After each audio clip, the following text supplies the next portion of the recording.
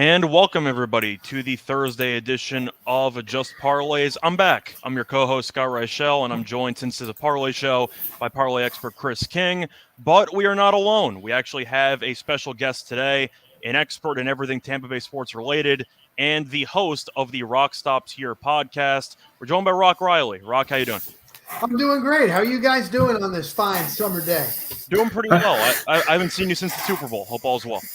All is well and good to be on with you guys. Yep. Yeah, I've seen Rock a few times. You know, he's been out with myself and Jim and Steen. So, I mean, Rock's pretty much an institution here, just like he is with Tampa Bay sports. Yeah, well, there's a lot to uncover with Tampa Bay sports. Of course, the news of Julio Jones joining the Tampa Bay Buccaneers, kind of taking the Antonio Brown place, if you want to put it that way. But I am curious what your thoughts are. They got him on a one-year deal. We know that he's battled injuries, but we know that the upside is obviously there.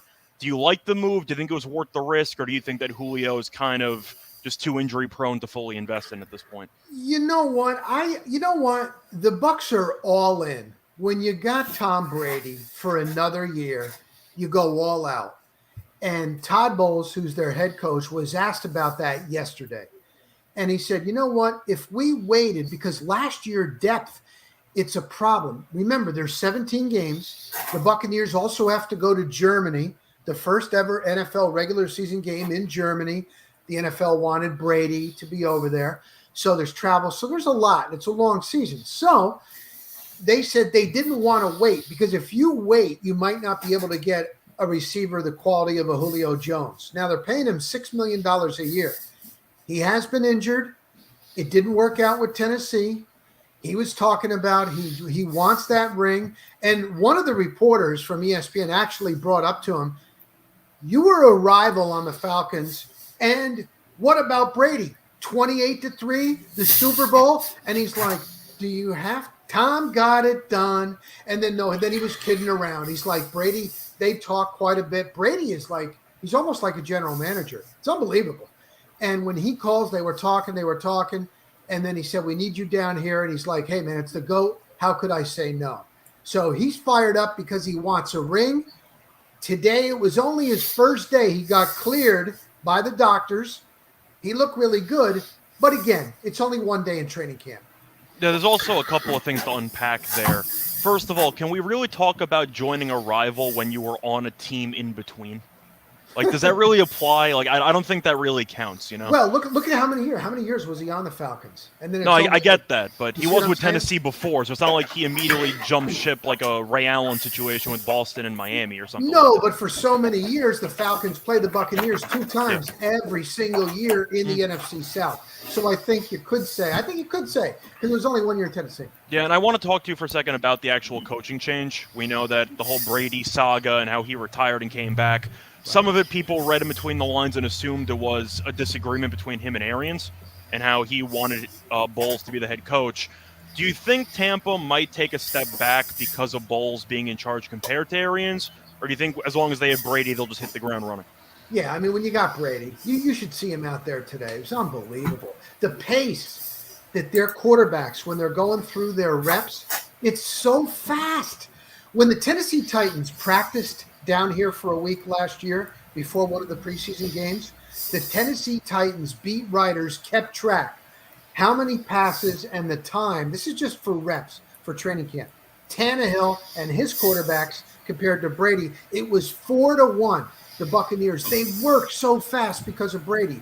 And you do make a good point, because Todd Bowles did not succeed with the Jets in his earlier head coaching opportunity. That didn't work out. He told us he has learned from that. He's going to be his own man. When he got that gig the first time with the Jets, he was so happy to just have a head coaching job that he was listening to too many people. The other thing about it is he's in the same building, the same entire coaching staff, the same offensive system, the same defensive system. Byron Leftwich is calling plays. So Arians is out there. I saw him today. He's on the golf cart. He's wearing the big hat. And so that's why I think there's something still a little bit fishy on how it all went down. Yeah. I was at the NFL owners meetings in Palm Beach. I was at the NFL Combine in Indy. When we were at Indy, And we talked to Arians. Oh, Kyle Trask is our guy and Blaine Gabbert. And we said to him then, we go, 68 years old, are you thinking about maybe like retiring? He's like, no, not at all. Okay, 2 weeks later, Brady calls up. He gets the GOAT, and now he's stepping down because he wants Leftwich to get a head coaching job. So but I'll leave you with this on that, Scott. If Brady really did not want Bruce Arians there, do you think that they would have given him a job as consultant? He's in the building every day and allow him to be riding around practice on a golf cart. If Brady didn't want him there, they would be like, Bruce, you did a nice job. Thank you for your service. You see what I'm saying? No, I get what you're saying. I just found the whole thing, as you said before, a bit fishy. So I was kind of wondering if you had any conspiracy theories, kind of like mine, which was Brady kind of wanted a different voice. And maybe because Arians called him out when he said, I'm going to focus on the guys that we actually have on the team. And maybe Brady didn't take too kindly to it. So it seemed like there was a bit of a clash there. Of course, they got the ring, and that's all that matters. But I know Brady's looking for another one because he came out of retirement for it. So do you have any other takeaways from the offseason so far regarding Tampa Bay? Yeah, they picked – everybody was asking about Gronk. We even asked the GM today, and he's like, look, Gronk, from my sources, he's done. He's done. Like, people around here don't want to believe it. They went and got Kyle Rudolph. Now, we talked to Kyle Rudolph yesterday, tight end. He had a lot of success with the Minnesota Vikings. And he was telling us he had some opportunities, but he looked at it. This happens a lot when you get players that have been older. They want the ring. They're all they midline, but they want the ring. And he's like, I'm coming here, the GOAT again. Brady called him up. Brady was telling him we need him. So Kyle Rudolph, and he looks great. He looks fantastic. I asked him, I said, man, you were in? He's like, no, I'm 100% healthy. He made a grab in the end zone today. Really looked good. And he was saying that he's only been here 3 days now. And he's like, in all the locker rooms that he's been in, he's never been in one where it's not about individual stats. I think that's because Brady is there. Brady is nowhere near the highest paid quarterback. It's about winning. Individual stats, forget about it. Look at how Leonard Fournette turned around. He was on the scrap heap when he came here. He was possibly going to get cut. And they put all that aside for the ring. So Kyle Rudolph, the negative that I see, and they're telling me it's not a negative, Jason Pierre-Paul was beat up. He was beat up, but he was a warrior from the edge. And the Ndamukong Suh was an Iron Man. Now, you're not going to pay him all that money, and he's up there in age, but where does that production come from? I think that's something to look at. I think that's actually going to hurt them a little bit. Yeah, well, I know slot in next to Vita Vea now. Oh, he's on. Oh my God, he's on. But this is another guy. Every year he gets hurt. But no, he's unbelievable. Well, I was going to ask you, since you brought up the name, Leonard Fournette, and there were some concerns about his weight about a week or so ago. Yep. I don't know if it matters because you actually show up with the team. You're going to lose weight when you work out every day with the team. But I am kind of wondering, is there any lingering concern, or was that just classic media overreaction, saying this guy's heavier, he clearly doesn't want anymore, just to create a storyline? You hit the nail on the head, because that is exactly what Todd Bowles said when we asked him about Leonard Fournette. He said, there is no player that in the offseason doesn't let themselves go for a little bit. It's impossible. See with Luka every year. I mean, it's the same thing in basketball. Right. It's impossible 24/7 every off season to still be in tip-top shape. When you come in, and this is what Bowles said, when you come in, you're going to lose a little bit. Now, I'll tell you what. They stepped up and gave Leonard Fournette a lot of money. And I think when he did show up at minicamp and was the weight that he was, I think there was some concern. And in this day of social media, he got bombarded. So he went to this lab that he worked out. It was with several NFL players. He left home. He was there for a couple of weeks. Most were wide receivers, treadmill, lifting weights like crazy. He already lost about 10 to 12 pounds, and he'll probably need another 7. But he's a big man. He's got big legs. But I saw him today. And Bowles even said, if we were ready to play the first game against the Cowboys, he'd be ready to go. So I think he did let himself go a little bit and got embarrassed, and he already is starting to get himself back into playing shape. Yeah, that's what I assumed. I was just curious since you saw him firsthand. But Chris, you have anything else you want to talk about for the Buccaneers? Well, like Andrew just mentioned, like we were talking about a few minutes ago before the show, Rock, we were talking about Ryan Jensen. Who can step in for him if Jensen is indeed out for an extended period with that knee injury he suffered?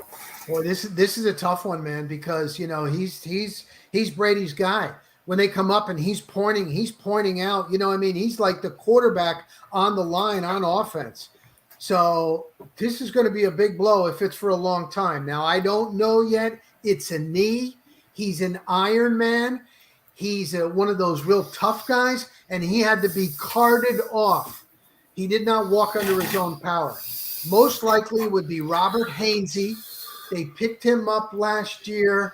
And when we asked the general manager, Jason Light, that today, and he said, we'll wait and see. There'll be a couple of different guys. Again, it's early in camp if you want to look at it like that. But, man, if he is gone for the year, because you already have two new starting guards, right guard and left guard. Ali Marpet retired.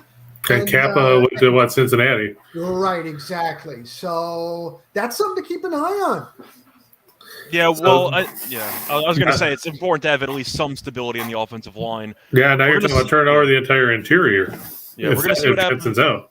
We're going to see what happens in training camp because I'm sure they're going to work out some lineups, worst case scenario, and see what actually sticks. But do you think Tampa might be in line to make a move to potentially pick up an additional offensive lineman to maybe compete for that starting job?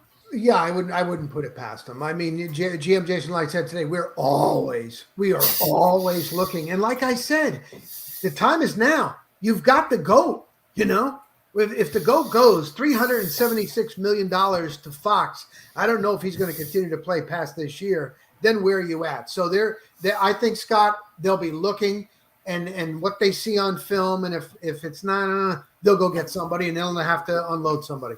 Yeah, well, since we're talking about moves and we just mentioned the Buccaneers, I might want to pivot a bit to another team in the AL East that is performing decently so far this season.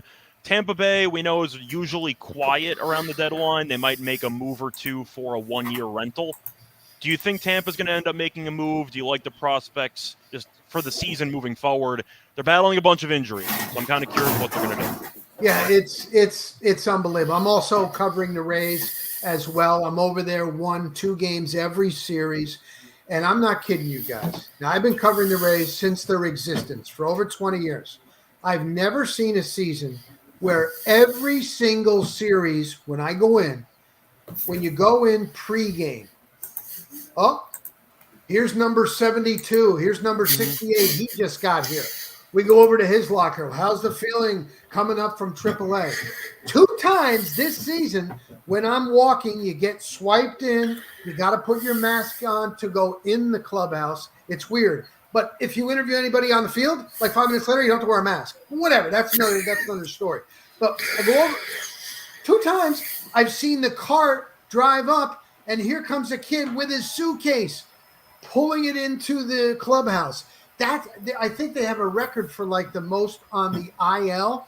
So, and the other thing too is the owner does not like to spend money. Really? I didn't know that. Really?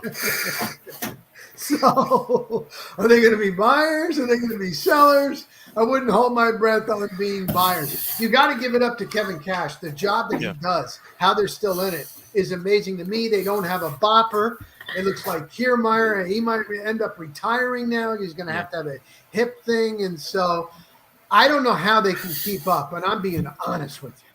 You have to wonder, do they have a closer? Because Poche blew the save for McClanahan Tuesday night. Then he blew the save last night before getting the vulture win as they won in 10 innings. Right. Is there any reliever that Kevin Cash can count on to close out games right now? Not right now. Not right now. Unless, I'm telling you, I'm learning more and more about guys coming from AA to AAA. Maybe there's somebody else down there, but I'm having a hard time just keeping up. But no. Shane McClanahan, let me just tell you this. And I'm not trying to be a homer or anything like that. I would tell you, obviously he's got this stuff. He's young, lefty. He's developed his changeup, throws 99. He's got movement. He's unbelievable. But the thing about him that I love is He is so aloof, like nothing bothers him. And that's a good thing. Now, he started the All-Star game for the American League, and he was nervous, and it showed.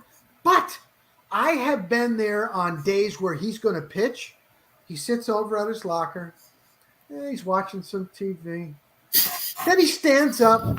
They have a golf club, and he gets up, putts it, sees if it goes in, sits down. This is not a day he's going to pitch. 2 weeks ago, how long is this season? We're in the second half of the season.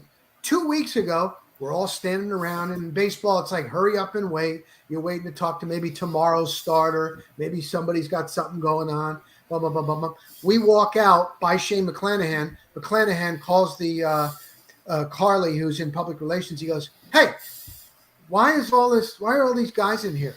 She goes, "It's the pregame media availability hour." And he's like, "Oh, he didn't even know it's June." So that's what I'm saying. Like that's good to have that state where it won't get to his head. He won't think he's good.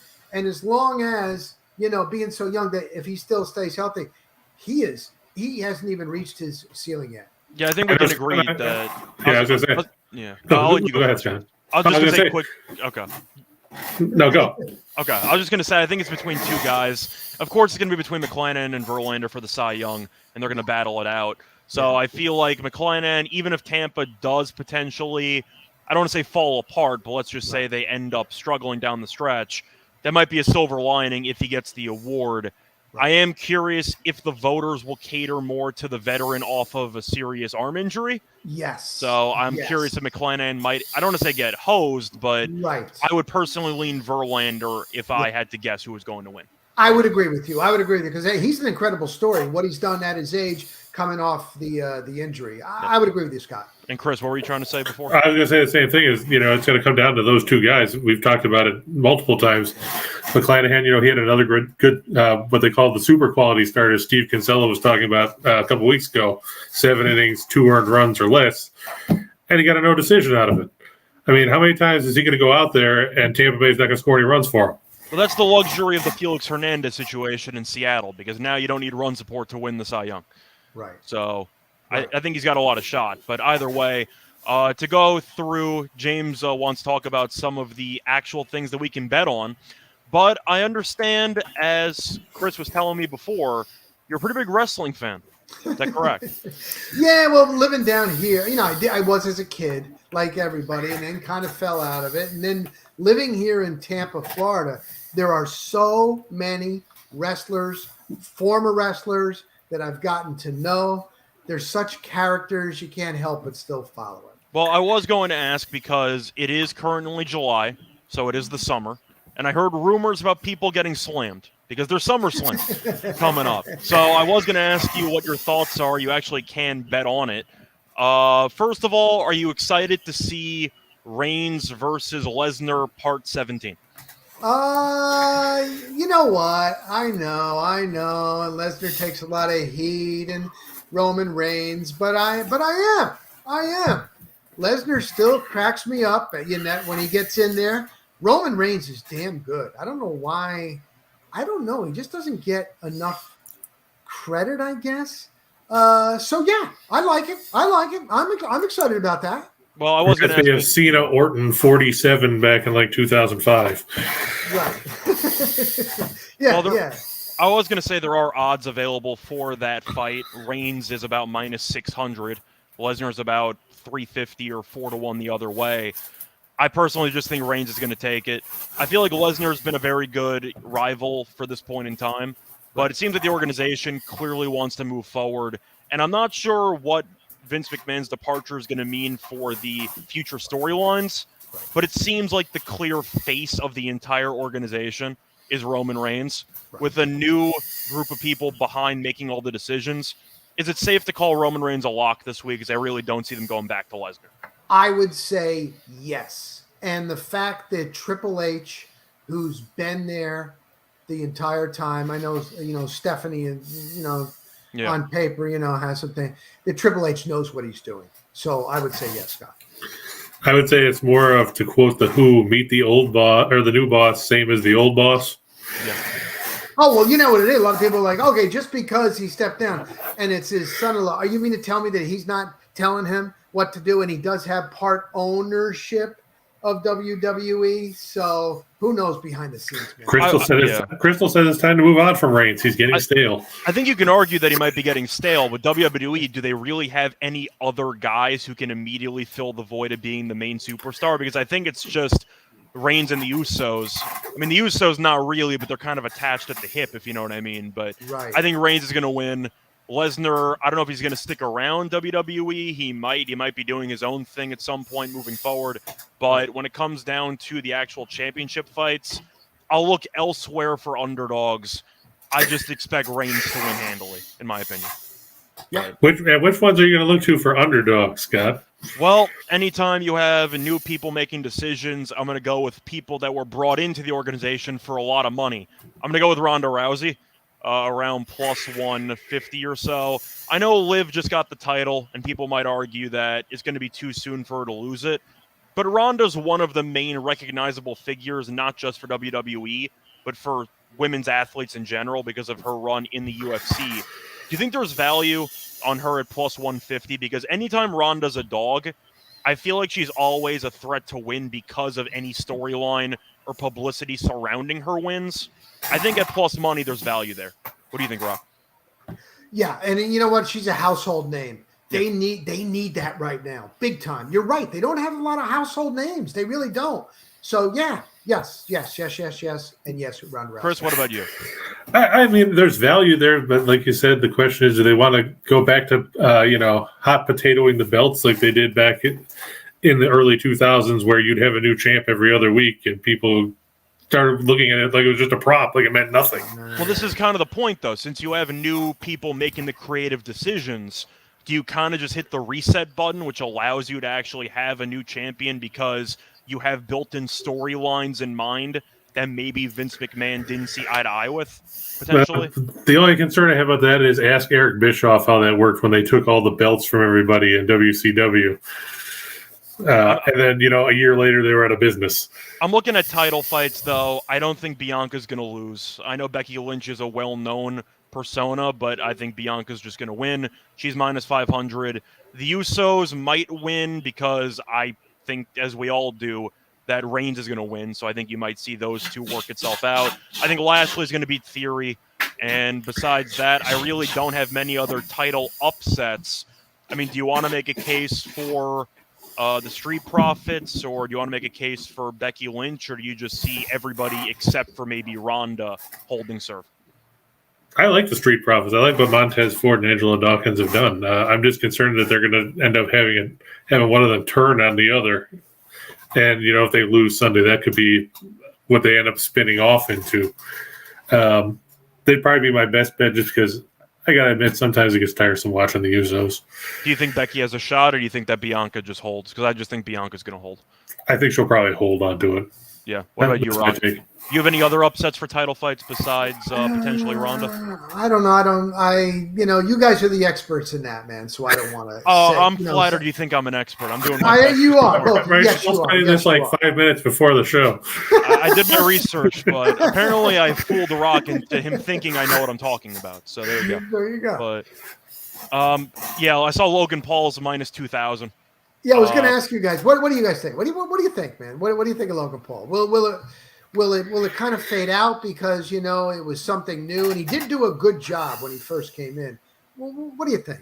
I think it's a very good fit with the WWE personally. Now, we just talked about the household names and how they don't have many of those. Right. Logan Paul is definitely a household name, whether it involves his whatever you want to call his boxing career. He fought against Floyd Mayweather, so there's that.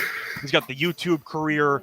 He's got the incident in Japan, so people know him for a lot of different reasons. But the point is, he's a built-in marketable option because he has a huge following already.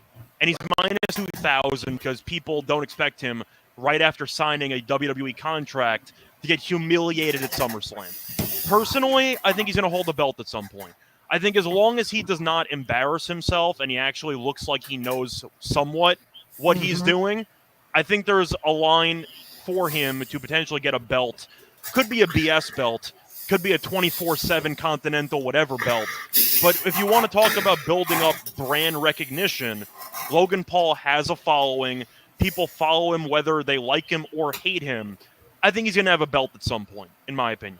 You? Yes, I mean, I know. Now, Chris is you're old school wrestling, so it probably bothers you. It does. It did surprise me, though, when he first came in, but it is also business. Yeah. And look at the points that Scott made. You know what I mean? Yeah, he made some valid points. I won't take that away from him. You're right. I go back to old school where, you had to pay your dues to get into this business. Look at how Piper didn't like Mr. T at WrestleMania 1 because, he was coming in off the A-Team and Rocky 3 and everything else. Right. Okay. You don't just break into the business and make an impact by beating somebody that's been there. I was going to say, we'll compromise then. Instead of giving him an immediate belt, can we agree that Logan Paul will go on some type of title run and then maybe lose a very close title fight? Probably. I mean, he's like you said, he's a marketable guy, and he's somebody they can use as not so much the face necessarily, but a face of the business. Yeah, it could also be a heel. I mean, you can take it a lot of different ways because people don't like him. But I think that when we're talking about marketability, he's definitely going to be able to cut the line because a lot of people actually know who he is. And speaking of cutting the line, Scott, not only with SummerSlam, but Conrad Thompson and Starrcast 5 in Nashville on Sunday, the legendary Ric Flair making his final trip between the ropes as an active competitor at the age of 73 as he steps in with his son-in-law Andrade to take on the team of Jay Lethal and Jeff Jarrett. Rock, I'm sure you're very familiar with the Jarretts, back from the territory days with Memphis and everything else. What do you make of Ric Flair deciding to get back between the ropes one more time? All right, so I have been running into Ric Flair. He lives in downtown Tampa. You're on his boat.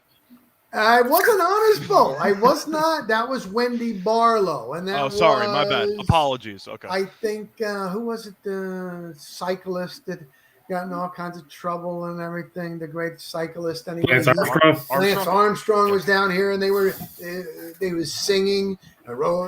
Anyway, here's the thing. 73 years old. All right, that's already probably should not be in the ring. But the fact that he's got a pacemaker, the fact that he almost died, he was on life support, he was in a coma for 6 months, he had kidney failure, 4 heart surgeries, that in itself. But it's his life. This is how he wants to go out. Now, he's spoken to some people that I know that are close to him. He did a local WDAE radio interview because one of the guys there helped set up his podcast in his high-rise. It's a beautiful high-rise building located right next to Amalie Arena where the Tampa Bay Lightning play. That's why he's always there. Right. He just has to walk across the street. Well, you want a funny story? So the Lightning are on their run. Everybody asks me about Flair and this and that and Flair. And I'm walking from the parking garage, which is a couple of blocks away, and I'm walking by Sparkman's Wharf, and here comes Flair walking right at me. Nobody was around. Now it's pregame. He's walking the opposite direction, not to the Lightning game. He was heading to the bar. Seriously. And, he was told he should stop drinking, and he goes, look, man, I'd rather die in the ring. I'm going to drink. This is how I'm going to go out. This is how I want to go out. So, okay. So he was walking by, and I don't know if I told you. I don't think it's been a long time, so I didn't tell you guys the story. So I went to stick my hand out, Rock, and and he just kept going. And because he doesn't really know me personally, I did interview him a couple of years ago at Nastyville School of Wrestling, Brian Knobs' school, and this stuff. He's so many people. And when I said, yeah, and you know what I said to him? I go, I know Brian Knobs. And he's like, and he stopped.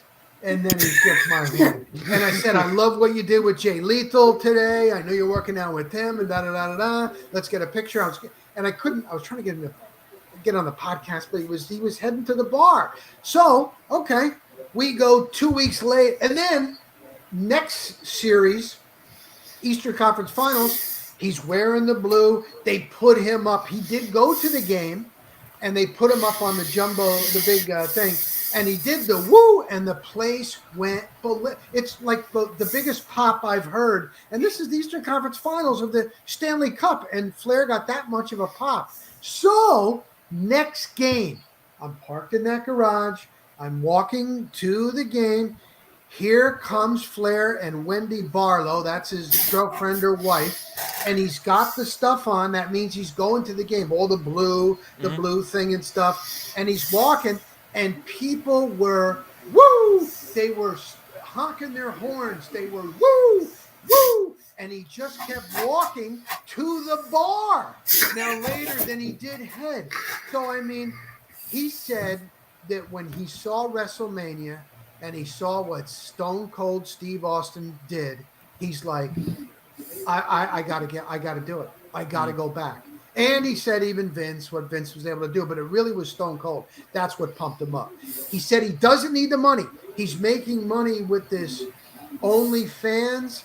That they asked him to read these things. He says that it's not about the money. He admits ego. And then he said for his family. I don't know about that. So it doesn't surprise me, man. This is how he wants to go out.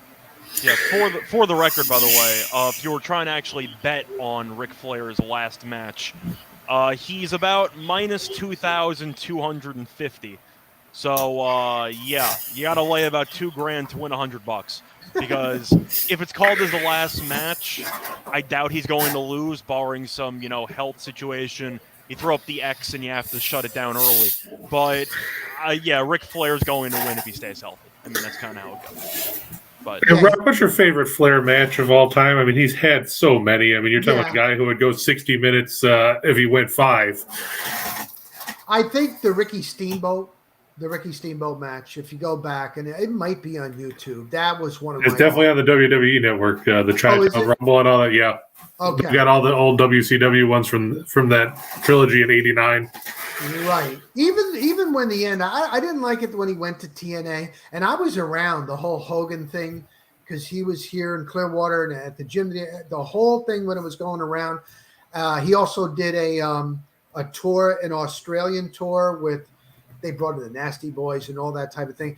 I wish he would have ended it when he got that, boom, he got the kick and he went down. I wish that would have ended it. I actually thought that was a pretty good match. Now, he is claiming, I will say this. I tried to get a hold of Jay Lethal, but, Jay Lethal, he's been working out every day. He was always known for his cardio because I talked to X-Pac, who used to be, you remember X-Pac? Yep, Sean Waltman. Yeah, and he said that he was always known for his cardio, all right? Always. He could out-cardio anybody. And impressions. And impressions. Yeah. But what he's doing every day is he goes to this trainer, Rob McIntyre. It's called in Land O'Lakes. It's probably like a half hour from where he's living. It's John Cena's trainer. Every single day. And he trains cardio. He does light weights. He does rowing. He's doing all this. Then he leaves there. Then he drives down to this ring where he's training with Jay Lethal. And he works out 2 times a day. And then every day, I even seen a video, time to go to the bar. And then he goes to the bar. So it's just, I mean, and with the pacemaker. And he's been asked, what about that pacemaker you're going to get? Because Jay Lethal said sometimes he wakes up in the morning and he looks at his phone, it's 3:30 in the morning. Flair has insomnia and says, throw me off the top rope, suplex me off the top rope, you mother blanker. Jay Lethal's like, does he not? It's too much. So he asked all these doctors, and none of these doctors were clearing him. And then one doctor said, look, I put that pacemaker in. It's almost 5 years ago. It almost can actually grow into like your skin. So I'm not worried about it moving, but there are wires that are attached to that thing. I am concerned. Are you clearing me? I'm clearing you because you're going to do it anyway. Okay. And he goes, I'm going with that doctor. So that's the thing that concerns me, the pacemaker. And he said, even if it gets unplugged, he doesn't think he's going to die. So, I got to assume that they're going to build in some precautions to the actual match, maybe to avoid a specific move or something just in case. But I am happy, though, that Lethal's his opponent because I do like the fact that they had their own, imitation rivalry, whatever you want to call it there, for a year or so. So I do like the fact that Lethal stayed close and that they're actually able to fight one last time. Yeah. But as we said before, if you think Flair is going to lose his last match, barring some type of health episode, there's a 0% chance. I'm thinking that's why it's not Steamboat on the other side. Yeah, pretty much. But yeah, Terry Funk. And you know what? They did do a pretty good job of, is it a work? Is it a shoot? I'm sure you saw the video and the bleeding and Lethal, because for a minute, they actually got me where Conrad, his son-in-law, who does the podcast and all that for you that aren't following wrestling, and I remember Nature Boy was on, and he goes, what's up? Conrad said, what's up with Jay Lethal? And he goes, you know what, man? He's got an attitude. I told him he can't be on the card. And I was like, wow, that's not right. Like, he actually got me. And then when they played it all out, of course, Jay Lethal is going to be the opponent because he knows what Flair can do and what can't do. So also, I think that's It also helps that Flair's a bit of a bleeder, so you're going to see a lot of carnage in the ring, whether you want to or not, because he gets cut pretty quickly in his fights. He claims that. See, do you guys believe this? He claims in the little video, you can see it; it's everywhere. The video where Jeff Jarrett, Lethal, Jeff Jarrett's wife, the older guy from Crockett, and they come out and, what do you mean? And they're going out there, and he goes down, and then he comes up and he's filled with blood. Yeah. And Flair is swearing on his podcast that he did not cut himself. It was the shoe from Jeff Jarrett's wife that cut him. Do you guys believe that? Is that a finish? No, I mean, Flair's notorious for blading over the course of his career. Granted, the skin on his forehead's probably, about as thick as a sheet of paper now. Look at Dusty Rhodes. I've watched a lot of UFC. I've seen a fair share of head kicks. So why not? I'll give it to him. Why not? But either way, I know a lot of people want us to go through the baseball card for the upcoming day because Chris does have a couple of parlays that he wants to share. Rock, you want to stay with us? Or you got? No, I'm good. I got to run, but it was a pleasure, guys. It was Sounds a pleasure good. being on Having you on, Rock. We hope to have you back sometime soon in the near future. Talk more about Tampa Bay. And Rock, tell everybody where they can find you. Yeah, very easy. On Twitter, Instagram, at Real Rock Riley, RealRockRiley. Facebook, Rock Riley, and my podcast is The Rock Stops Here. So I appreciate the plug, guys, and I had a blast. Yep. We're glad to have you, Rock. Coming on, we'll see you again soon. Yep. You Nice got seeing you. Bye. Take care, Rock. That was Rock Riley. Great guy, Scott. Yep, always fun. Hopefully we'll have him on again sometime soon. But before we actually get into the parlays, we got to do some housekeeping, mostly involving the people that keep the lights on. You got BetMGM.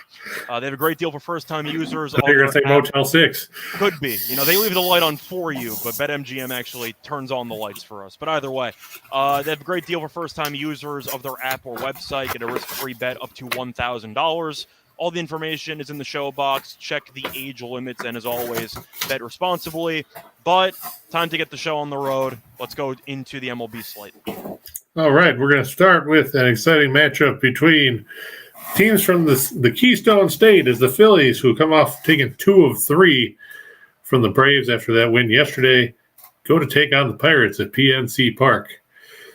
Scott, Zach Wheeler, Zach Thompson, and battle of guys named Zach who spell their names differently. I mean, do you think the Pirates have a prayer? The prayer would be if Wheeler struggles again, but in reality, no. Pittsburgh's been awful since they came back from the All-Star break, which is not surprising because they were bad before the All-Star break. But they called up O'Neal Cruz, and he provided a bit of a spark there for about a week. As I say, for a short term. I'm going to say it's not going to change much when the overall team's terrible, and Pittsburgh has been atrocious since the All-Star break. So I'll go with Philadelphia. It's still an in-state rivalry, and the Phillies are still competing for something. I'm expecting the Pirates to trade a couple pieces right before the deadline. So I'll go with the Phillies, too. Who are you going to see? Who do you see Pittsburgh actually getting rid of at this point? Quintana. true. I mean, I think you I could guess flip you could him. get some. I guess you could get something for him. Maybe Crow, who's had a pretty good ERA out of the bullpen. Yeah. Bednar, if you want to flip him. I think they're going to keep Bednar. I think he's actually just a good pitcher. They might keep him, but I think Crow will get shipped, and Quintana, they got for nothing. So I think it wouldn't surprise me if he's the most likely to be flipped. Yeah. What about Brian Reynolds? There was talk that he might move. Now they're talking he might not move. Then they bounce back and forth. I mean, he's probably their best hitter in the lineup. If they get rid of him, who do they have left? I was going to say, it seemed like all the hype died down when Reynolds got injured, and it seemed like every trade talk went cold after that. I think it would make sense to trade him. I think they're going to wait until the offseason when he's fully healthy, and I'm not sure if maybe his recent injuries might limit his trade ceiling, so to speak. I think Reynolds stays. I think they'll trade him in a couple months. Rice says the Phillies always have problems with the Pirates. Well, that's true. I mean, you look and see here that Thompson hasn't been good. Yeah. He doesn't strike anybody out. And his ERA could be a lot worse considering he's given up a bunch of unearned runs. Wheeler took a tough no decision in his last start, went 6 innings, he had 1 run on 3 hits, in a game the Phillies lost in 10 innings. I just don't have any faith in the Pirates whatsoever, and that's not a new trend. Let's be honest. Nobody's had faith in the Pirates since 1992. Yeah, I mean they're 2-8 in their last 10. They're a bad baseball team. There's really no other way to put it. Yeah, and with that said, we'll move on to everybody's favorite team that we like talking about completely blowing up. It's the Boston Red Sox at home as they close out this set with the Cleveland Guardians. The Guardians 3 games over 500, picked up some ground in the AL Central yesterday by winning 7-6. Eovaldi was favored yesterday? Yeah, can you believe that? What the hell was that about? I don't know. I took Cleveland. Of course. You kind of had to take Cleveland. I mentioned it on Total Chaos, but, I mean, Eovaldi was useless for the last 2 starts. I can't believe Boston was laying, but all right. Either way. I guess it's because they were at home. That's all I got. Okay. Cutter Crawford going here for Boston. He hasn't been great. He hasn't been bad. He's been decent as a starter, though he has no wins. But he's facing Tristan McKenzie, and I'll tell you what, Scott, since July started, McKenzie's on a roll. He's given up 1 run in 26 2/3 innings in 4 starts in the month of July. Yeah. So that he should be a lot better than 7-6 when you look at his numbers.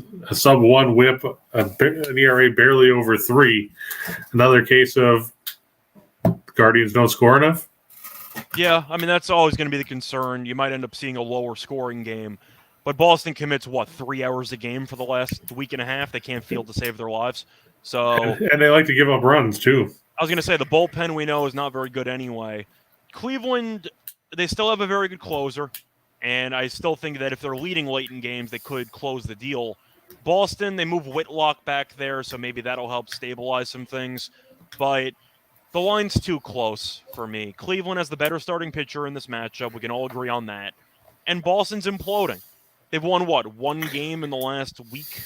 Yeah, I think they're 6-17 in July. That's what I'm saying. So this team's falling apart. There's rumors they're going to trade Martinez, which they probably should. And, yeah, Cutter Crawford's been decent, but I think McKenzie's been better. I'll take the Guardians laying a very short price. And Andrew points out that the Phillies were 14-6 in the last 20 meetings against the Pirates. Yeah, but every loss to the Pirates feels like 3 losses. This is true. So that's why Rye thinks they're like 14-18. Yeah. I can see that. We'll take a look at 2 for the money. We just talked about those chop 2 there. I like both those games very much, considering, especially like you said, it's got the short line with McKenzie on the mound against an imploding Boston squad who currently sit last in the AL East. Who would have thought that as we're in the final week of July? Go Orioles. The Dodgers and the Rockies, it's Tyler Anderson and Jose Urena, the latest, reclamation project for the Colorado Bull. Oh, no. Is it Urena? Did I get that crossed up? No, it is. Okay. It must have been yesterday when it was Senzatella pitching for against the White Sox. He pitched well. Yeah, and of course, the White Sox found yet another way to lose because instead of, Hendricks or anybody else, they left Kendall Graveman in there to walk 3 guys in the 9th. Yep. Do you have anything positive to say about the Rockies here other than they like to score a bunch of runs at home? I think the only counterpoint would be the Dodgers underachieved against the Nationals, so you got to wonder if they're slumping or if they'll get back on track. And it seems like the Dodgers always have problems with the Rockies whenever they're playing in Coors. In Dodger Stadium, not so much, but they're in Coors. So I guess that's the counterpoint. You know, you might end up seeing the starting pitcher struggle in the altitude. We saw the Rockies win a series against the Dodgers earlier this season in Coors. I guess that's the counterpoint. But, I mean, the Dodgers, after losing to the Nationals, you hope would get back on track. But I guess that's the one thing that might scare people off. That's true. And then the Mariners over the Astros, this one is at Minute Maid Park. I just have to be a little concerned after watching Houston lose not one, not two, but 3 straight games at the Ring Central Coliseum, which looks like it had about as many people at it as your local game at the Y in attendance. It's Urquidy going against Logan Gilbert. Logan Gilbert's been pretty good. What do you make of the chances of the Mariners against Houston at Minute Maid Park? Well, of course, Houston is still a great team, and the fact that the Yankees have struggled lately kind of has overshadowed the fact that Houston just got swept by the Athletics. I feel like not enough people realize that actually happened. But I think Seattle has value at plus money. Gilbert, you can argue, even if you think that he's not as good as Urquidy, I think he is. But if you don't, it's at least comparable. And Seattle has Rodriguez back in the lineup. We know he had a homered last night. Yeah, homered last night, homered the night before that too. So Seattle at plus money, I think is a very good deal. I'll go with Seattle. I think Gilbert is good enough to hold the zone. And Houston, even good teams have slumps every now and then. So Seattle just got swept at home against Houston. They should be motivated to at least get some sort of revenge in this matchup. I don't mind it at plus money. Yeah, Gilbert's 6-1 on the road, a 242 earned run average. Yeah, he's good. I mean, I'm impressed he's got 10 wins because you look at that rotation with, you know, the way Flexen's picked it up, and, you know, you've got Robbie Ray and you've got Marco Gonzalez. You got 4 at least slightly above average to better pitchers in that rotation. Yeah. The question is, can Jerry DiPoto do enough to either get pieces in there to keep them in the playoff race, or at the very worst, not blow the team up by making trades just for the hell of it like he usually does? Yeah, well, they're going to have to buy. I mean, there's no way you're going to make that good of a run in the last month, beat 9 games over. They added a wild card spot, and you're not going to try to acquire somebody at the deadline. So I assume Seattle's going to be buying. But when it comes down to it, Rye mentions that Seattle's super public, but he's going to back them anyway. I think if you wanted to make a non-public play, or maybe something that's public but not as common, maybe first 5 money line, because Houston still has the best bullpen in the league, according to ERA. So if you want to just take Gilbert against Urquidy, you could do that. I don't hate that option. Is that how it's pronounced? Urquidy? Half the time when you listen to different broadcasters, they all butcher the name, and you get 37 different versions of it. I've heard Urquidy, so I just stick with it. All right, that works. By the way, on the money line, first 5, Seattle going at plus 120. Okay, I don't mind that. At least at BetMGM. Yeah. I mean, like we always say, shop your lines, find what works out the best. I usually tend to look at either Action Network because they list a whole bunch of books at once, or BetMGM, or Vegas Insider, or Visa because you know, they list everything. Point is, I'll sacrifice 5 cents at plus money to ignore the bullpen differential. True. So, but who knows? You could find it at 125 for all we know. Yeah, probably. Scott, we saw Bill way back at the beginning of the show when we were talking to Rock. He asked about a couple of these WNBA games. Do you like the Mystics and Wings to stay under the total? I'm sorry. I was going to let you finish that. The other one, he was asking if you think the Dream game will go over the number. Okay, so the Dream one, it's either over or pass for me now because the line, I believe, has dropped about 5 points on the total. So it's either over or pass. I believe that's at 160 right now. I think I'm going to stay away from that. 160 and a half. Yeah, it was 165. So if you're going to be looking at about a 4-point line move, 5-point line move, at that point, I think the ship has sailed on the under. So it's over or pass for me. As for the other game, you're asking about the Wings. The Mystics and the Wings staying under. I think I'll lean to the. It's tough because the Mystics are without their best player. Deladon's not playing. Is that official now? Because I know that she was listed as doubtful. I hadn't seen any updates. Yeah, she's official. She's not playing. Okay. So the Mystics are used to being without her because she missed a decent amount of games to start the season. But Dallas has been so bad on the road. I mean, they've been so bad at home, and they've been especially bad defensively. So I actually like the team total over for the Mystics. I believe it was at 78.5, just because the Wings have given up at least 83 points in each of the last 5 games. So I think that the Mystics can do enough offensively.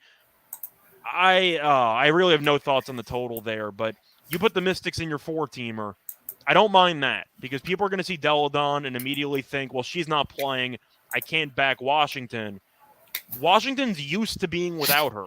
So right. She's missed, 8 or 9 games this year, too. Yeah, and Dallas has been awful for the last couple of weeks. They made me money on Sunday. I backed them because they were against Indiana. And Indiana's one of the worst teams of all time. Which is basically giving you free money. Yeah, Dallas was laying 6 against a team that lost 12 in a row. I'm like, all right, thank you very much. I'll take it. But I'll go with the Mystics there, especially at plus money. I think they're good enough to get it done. Yeah, team total on Washington now is 80.5. Okay, so it might have creeped up a little bit. I beat a 2-point line move on the podcast, so sorry if you missed it. But yeah, I can't trust Dallas's defense. That's kind of the story of the pick. Yeah, and I like Phoenix over the Sparks. We talked the other day about Liz Cambage divorcing from the club. The weirdest terminology I've ever heard. Agreed. And you look at the rest of Sparks, not inspiring. Is that fair? Yeah, you can make an argument either way about LA being shorthanded because Cambage might be the most talented player, or she was. On the other hand, you can make an argument that she was such a team cancer that getting rid of her might provide a bit of a spark in the short term for the LA Sparks. But, I mean, I think the Mercury are going to win. They've been I know Diamond DeShields has been ruled out for Phoenix, but she also missed the last game, and they still killed Seattle. Right, and that was that a surprise to you, considering how bad Phoenix has been defensively? Yeah, it did surprise me. It was mostly the fourth quarter. I actually gave out a parlay on the podcast. I pushed because I had Seattle first half money line, and they were tied in the first half. They just lost the fourth quarter by about 20. But Phoenix below 500. We know they've been underachieving. Diggins Smith has been amazing, and it seems like Tarazi's gotten their groove back to some degree. But when you're below 500 overall and you're a couple games over 500 at home, I'm going to back you at home usually. How much of that do you chalk up to the fact that Sandy Brondell is no longer the coach? They had a lot of turnover, not to mention the fact that Griner's still in jail. So she was going to be one of the big pieces for that team. They tried to bring in Tina Charles to be the big man while she was, of course, not available, and she did not work out. They contract divorced her. Unfortunately, I was going to say, unfortunately, no prenup, so they had to pay her the money. But still, I'm looking at the Mercury here. I think you can argue 5 is where it should be, but the Sparks are now shorthanded. They have no center depth at all. I'll lean Mercury as well. I'm probably leaning more heavily to the money line as opposed to the spread, though. Right, and that makes sense, even though it is a bit of a bit of a price to pay there. But then we got the Hamilton Tiger Cats and the Montreal Alouettes in the Canadian League, the one CFL game tonight. Hamilton, they did come off. They're coming off a 17-12 loss at BC, but they did cover the line in that one. They were a 10-point underdog there. Sure, you can say Montreal won in their last game. They beat Ottawa, and they needed 40 points to beat the Red Blacks. Montreal, the worst team in getting off the field on second down. And no, that's not a typo for those of you that don't necessarily watch the CFL. Of course, there's only 3 downs. Yeah. Yeah, Hamilton leads the league in second down defense this season, and they've actually been better about not turning the ball over lately. Montreal giving up almost 300 yards a game through the air. Dane Evans second in the CFL with 286.4 yards a game through the air for Hamilton. Playing at home at Commonwealth Stadium, I'll give the points and take Hamilton. I just don't have faith in a Montreal team that has given up at least 30 points in each of their last 3 games, including 32 to Edmonton, who is also not very good. Yep. And finally, I stayed away from picking a side on this game because I can't see putting -2 whatever it is on the Angels, even with Spencer Howard pitching for Texas. I think this game's going to end up over the total. Do you have any thoughts about Spencer Howard and Ohtani, Scott? My play today was Angels first 5 -0.5, which I got to like -135. At the end of the day, I was not going to trust the Angels laying 220, but I was going to trust Ohtani against a team that's a loss of 9 of 11, and Spencer Howard, who for some reason is still in the league. I mean, when your career ERA is 6.98, you've been around for several years, and your ERA this season is over 7. I think we know what you are. You're not a very good pitcher. I'm just surprised he's still in the major. So the Angels have actually won 3 of 4. They shut out the Royals the last 2 days, but right. I'll go with the Angels. Jensen junk pitching yesterday. Yeah, no runs allowed. Pretty good job by Junk. But either way, if you're going to give me the first 5 at -135, so I was saving like 80, 90 cents, and I don't have to worry about the Angels bullpen. Right. I think it's a great deal. So that's why I took it. And it's a good deal, too, because now it's -155 for the Angels, -half. As it should be. So we'll see. So, yeah, that covers that. Now we'll go to – you're going with Montreal, huh, Ryan? Why? I'm just curious, considering, how poorly they played defensively. He thinks an Alouette would win a battle against a Tiger Cat, which I don't know about. I don't know if I buy into that one. I'm not sure. A Tiger Cat, It's a tiger and a cat. What more could you want? I mean, last I knew, Alouette was a kind of cheese. But it's in Montreal. So it's Canadian cheese. Well, there you go. Canadian cheese against a tiger, Mm-hmm. I just don't have a lot of faith in that. Now we'll go to the shot in the dark, and Steen's to blame because it's just his damn fault for everything. In case we haven't learned that yet. I'm going to stick with Jose Ramirez. I know he sucked last night, which makes no sense because Cleveland scored 7 runs despite him going 0 for 5. We talked about Crawford earlier, and Boston's bullpen, outside of probably, Schreiber and maybe Whitlock, if he can get on track, isn't very good. Rhys Hoskins of the Phillies, over 1.5 total bases. Let's face it, it's the Pirates. Rizzo. What do you think of Anthony Rizzo up there in the Bronx now? I watched him play most of his career in Chicago before he got traded at the deadline. Are you happy that he's playing there with the short porch in right field? I mean, he's been fine. The average is not very good, but who cares about average nowadays? I mean, batting average is such a 1990s concept. So I don't know if it matters anymore, but Rizzo, I did not think was very good against the Mets in those 2 games. I know he homered in the first inning of one of them, but for the most part, he's been in a bit of a slump recently. He has 1 home run like the last 15 games, I think, or whatever. But, I mean, Singer has not been very good. I guess the one question that you have to ask yourself is, do you think Rizzo can actually get himself to a double, or do you think it's basically home run or bust? I think he can get to a double. I could also see him picking up a couple of hits. I mean, Kansas City's pitching has been awful. But, Rizzo's got gap power.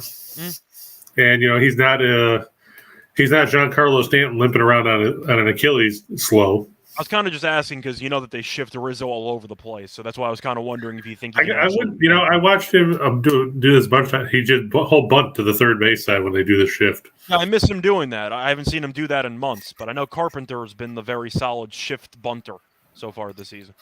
Yeah. Ty France, 14 for 36 in the last 9 games. Been hitting pretty well. He's hitting better than 300, even though Scott just pointed out there's a 1990s stat. Yep.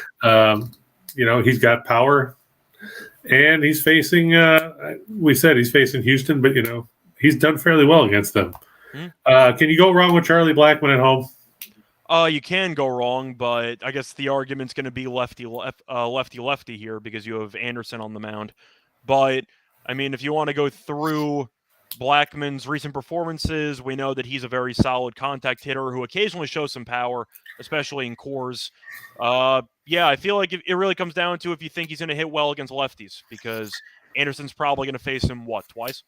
Probably. So Javier Baez, you know why he's on here at plus money, Scott?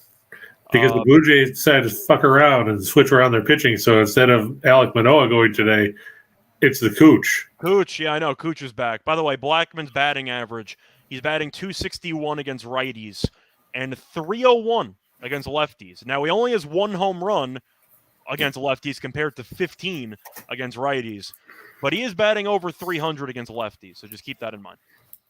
And Baez, he hits about 8,000 against left-handed pitching compared to like 042 against right-handed pitching. Yeah, he'll strike out 3 times, but he'll have a home run in there. So that's all you need.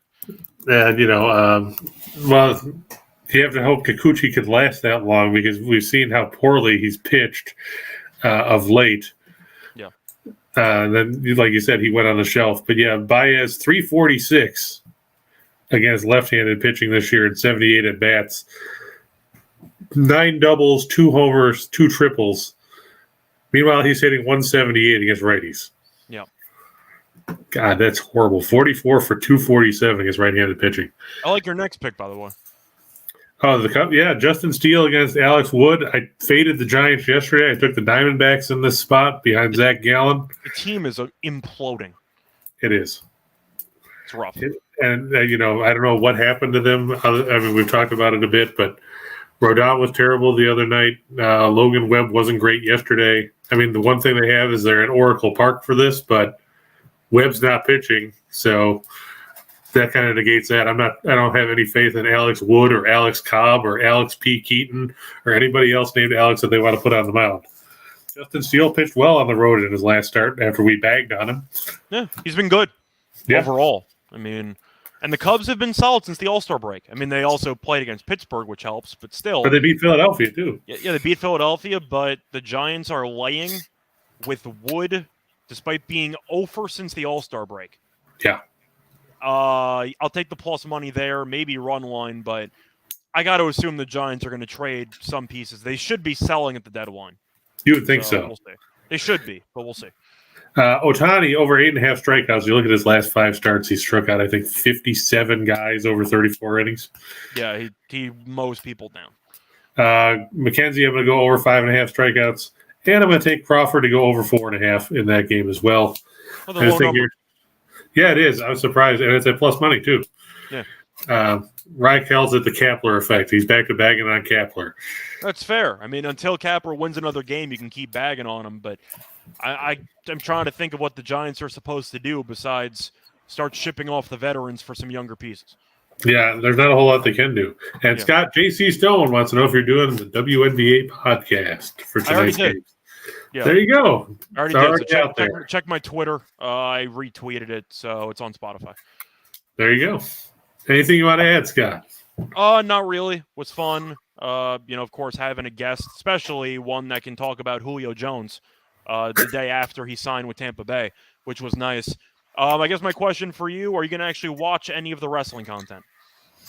Yeah, I'll watch SummerSlam. Granted, when I watch the WWE Network, I watch a lot of the older stuff just because, I'm more familiar with it. But my 19-year-old likes to watch it, so I'll watch it. I'll probably get StarCast 5 on Fight TV because they've got so many different promotions they're mixing in there. You got Ricky Morton from the Rock and Roll Express, who's probably almost as old as Flair, that's going to wrestle as well. I know the answer with you is probably no, so I won't waste the time asking you. Hell no. I'm not going to be watching any wrestling, but it was fun talking about it, I know some people want to Rock is a very knowledgeable guy about a lot of different stuff, and we were very fortunate that we could get him in here today. I convinced him that I was a wrestling expert, so I guess that's my claim to fame. Yeah, I bet you get some beach bunnies down there now because you can say, yeah, I fooled Rock Riley about that. I should have auditioned for Catch Me If You Can because I completely just took on a different persona there. But either way, I'll be back tomorrow. So looking forward to seeing all of you again. Besides that, good luck to all of you and all your bets. Bye, everyone.